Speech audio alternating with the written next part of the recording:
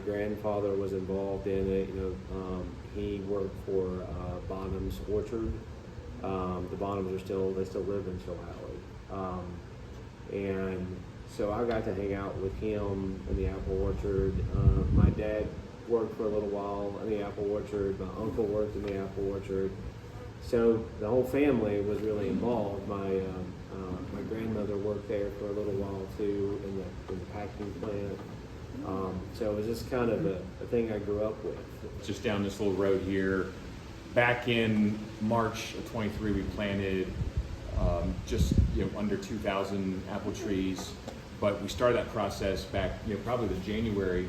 2 months before that, Yeah. we dug every hole by hand with gas-powered augers. 4, 5, 6 of us did that. And while those were grafted, in Virginia. We have 5 different varieties there.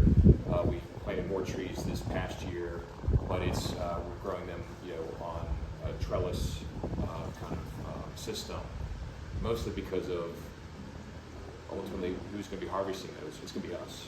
You can live in an urban area, but then drive a very short distance to be able to access stuff like this. So it's a major asset that we think is very important to the area.